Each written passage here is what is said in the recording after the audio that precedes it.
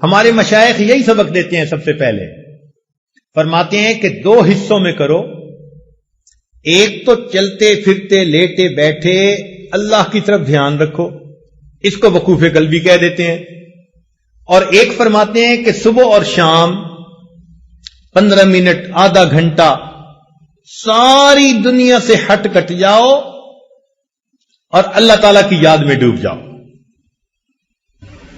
ساری دنیا سے ہٹ کٹ جاؤ اور اللہ تعالی کی یاد میں ڈوب جاؤ۔ جب انسان یوں مراقبہ کرتا ہے نا صبح و شام، تو دل کی کیفیات دوبارہ تازہ ہو جاتی ہے۔ آج کل کے دور میں اس کو سمجھنا بہت آسان ہے۔ دیکھیں آج کل تو چھوٹے بڑے بہت لوگوں کے پاس سیل فون ہوتا ہے، موبائل فون، اس کی بیٹری ہوتی ہے۔ اب اگر سارا دن اس پر باتیں کرتے رہیں تو اس کی بیٹری ڈسچارج ہو جاتی ہے۔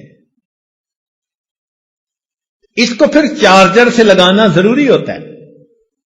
اگر آپ چارجر سے نہیں لگائیں گے تو بیٹری اتنی فلیٹ ہو جائے گی کہ بات ڈسکنیکٹ ہو جائے گی، پھر آن ہی نہیں ہوگا۔ بالکل اسی طرح ہم سارا دن لوگوں کے ساتھ انٹریکٹ کرتے رہتے ہیں، کام، کاروبار، بیوی، بچے، دوست، احباب، ہمارے دل کی کیفیات کی بیٹری ڈاؤن ہوتی رہتی ہے۔ ہمیں چاہیے صبح و شام اس کو چارجر کے ساتھ لگائیں۔ یہ جو مراقبہ ہے نا کہ اللہ سے لو لگا کے بیٹھے، حقیقت میں اللہ کی رحمت کے ساتھ اس ہم دل کو کنیکٹ کر دیتے ہیں، ادھر سے برکت آتی ہے، رحمت آتی ہے، اور وہ دل کی بیٹری کو دوبارہ چارج کر دیتی ہے۔ اس لیے صبح و شام کا ذکر بہت ضروری، یہ پہلا سبب۔ دوسرا سبب جس سے دل زندہ ہوتا ہے وہ ہے تلاوت القرآن۔ آدمی کم از کم 1 پارہ روزانہ تلاوت کرے، بہت مشکل ہو تو چلو آدھا پارہ۔ کوئی دن زندگی کا اللہ تعالی کی یاد کے بغیر نہ گزرے، تلاوت قرآن کے بغیر نہ گزرے۔ ہمارے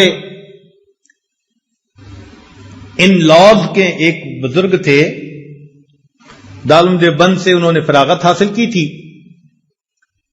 میری ایک مرتبہ ان کی ملاقات سوات میں ہوئی تو وہ کہنے لگے کہ میں امام العلماء والصلحاء حضرت خواجہ عبد المالک صدیقی رحمت اللہ علیہ سے بیعت ہوا، اور اس وقت انہوں نے فرمایا کہ 1 پارہ روزانہ تلاوت کرنا۔ فرمانے لگے کہ آج اس بات کو کہے 43 ایئرز گزر چکے ہیں، ان 43 سال میں ایک دن بھی میرے قرآن کی تلاوت میں ناغہ نہیں ہوا۔ جب ایسے لوگ اللہ کے سامنے نام اعمال لے کر جائیں گے ہمیں کتنی شرمندگی ہوگی کہ ہمارے کتنے دن تلاوت کے بغیر جا چکے ہیں۔ اب دیکھو 43 سال، سردی بھی، گرمی بھی، صحت بھی، بیماری بھی، دیس بھی، پردیس بھی، خوشی بھی، غمی بھی، 100 عوارض ہوتی ہیں، مگر وہ کہتے ہیں میں نے 1 پارے کی تلاوت پکی کر۔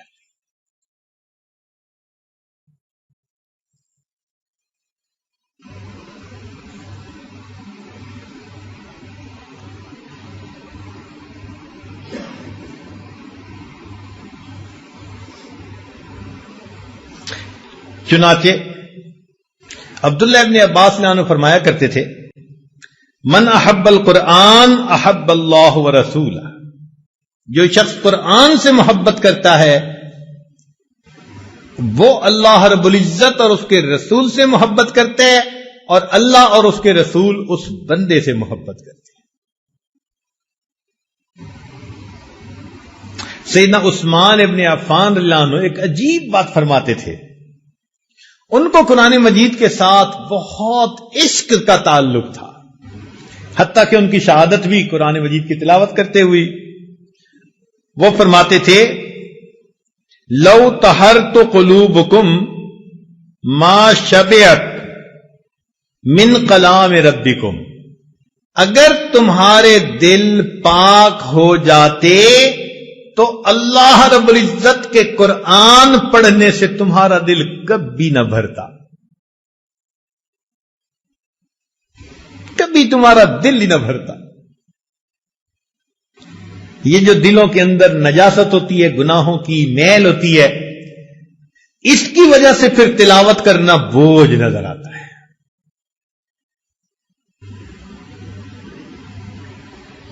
لاہور میں ایک مسجد میں درس قرآن دینے کا موقع ملا تو جو وہاں کے امام خطیب تھے وہ کہنے لگے حضرت میرے ہاں ناشتے پہ چلیں. ہم ان کے ہاں چلے گئے. وہ بتانے لگے کہ حضرت میرے والد عاشق قرآن تھے. میں نے انہیں کہا کہ بھئی ہمیں ناشتے میں اتنا لطف نہیں آئے گا، آپ اپنے والد کی باتیں سنائیں، ہمیں اس میں مزہ زیادہ آئے گا. انہوں نے عجیب بات ایک سنائی.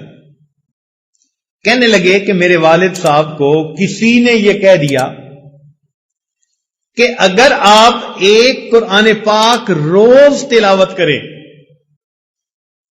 اور 2 سال آپ کا یہ معمول رہے تو قرآن مجید کا فیض آپ کی آنے والی نسل میں جاری ہو جائے گا. کہنے لگے والد صاحب نے عمل کرنا شروع کر دیا، روزانہ ایک قرآن مجید پڑھتے ہیں، روزانہ ایک قرآن مجید. اب بتائیں کہ 2 سال کوئی تھوڑا وقفہ تو نہیں نہ ہوتا. انہوں نے مستقل 2 سال ایک قرآن مجید روز پڑھا. کہنے لگے اس کا نتیجہ یہ ملا کہ میرے والد صاحب کی جتنے بیٹے جتنی بیٹیاں، ان کے آگے جتنے بیٹے جتنی بیٹیاں، کسی کی عمر اگر 7 سال سے زیادہ ہے تو وہ قرآن مجید کا حافظ ہے. میرے والد کی نسل سے کوئی بیٹا بیٹی ایسی نہیں، نرینا یا مادینہ کوئی اولاد ایسی نہیں کہ جو دنیا میں زندہ ہو 7 سال سے اوپر ہو قرآن کے حافظ نہ ہو.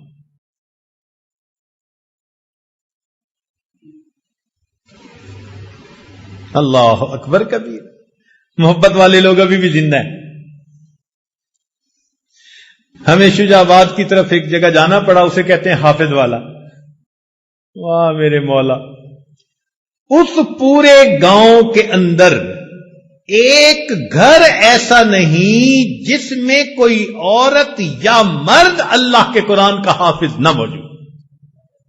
پوری بستی کے اندر کوئی ایسا گھر نہیں. ابھی کچھ لوگ باقی ہیں جہاں میں. تو بھائی وہ تو پورے پورے قرآن کی تلاوت کرتے تھے.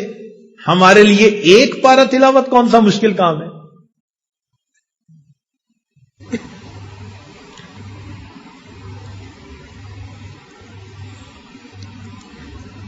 جیسے گرمی کے موسم میں ایک آدمی صحرا کا سفر کر رہا ہو نا، پسینہ آیا ہوا ہوتا ہے، حلق خشک ہوتا ہے اور جی چاہتا ہے کہ پانی کا قطرہ کہیں سے مل جائے. اب ایسے بندے کو اگر ٹھنڈا اور بہترین شربت دیا جائے وہ کتنی رغبت سے اس شربت کو پیتا ہے. اللہ والے اللہ کے قرآن کو اسی طرح پڑھتے ہیں کہ ہر آیت پڑھتے ان کو یوں مزہ آتا ہے جیسے پیاسے بندے کو شربت پینے کا مزہ آ رہا. آج کل کے نوجوان آئس کریم کھاتے ہیں جی، ونیلا آئس کریم. اچھا بھائی، کہتے ہیں جی کہ بس اس کو کھائیں تو ہر دفعہ کھانے کا مزہ. اللہ والوں کے دل کی یہی کیفیت. ان کو قرآن مجید کی ہر آیت پر اس طرح مزہ آتا ہے جس طرح ہمیں آئس کریم ہر دفعہ منہ میں لے جانے کا مزہ آتا ہے. اصل میں ہم اس مزے سے واقف نہیں نا، اس لیے، ورنہ آسان کام ہوتا ہے عشاء کے وضو سے فجر کی نماز پڑھ لینا. 40 سال عشاء کے وضو سے فجر کی نمازیں پڑھی ہمارے بزرگوں نے. وہ رات کے اندھیرے کے اس طرح منتظر ہوتے تھے ہم تہجد پڑھیں گے جس طرح دلہا اپنی دلہن سے ملاقات کے لیے رات کا منتظر ہوا کرتا ہے. اس لیے کہتے تھے کہ لوگوں کا دن سورج کے طلوع ہونے سے شروع ہوتا ہے اور ہمارا دن سورج کے غروب ہونے سے شروع ہوتا ہے. امام راضی رحمت اللہ علیہ فرماتے تھے اللہ دن اچھا نہیں لگتا مگر تیری یاد کے ساتھ، رات اچھی نہیں لگتی مگر تجھ سے راز و نیاز کے ساتھ.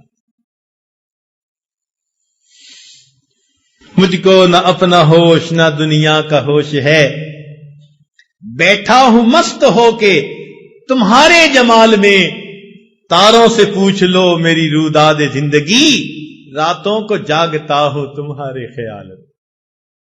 اللہ کی یاد میں راتوں کو جاگتے ہیں.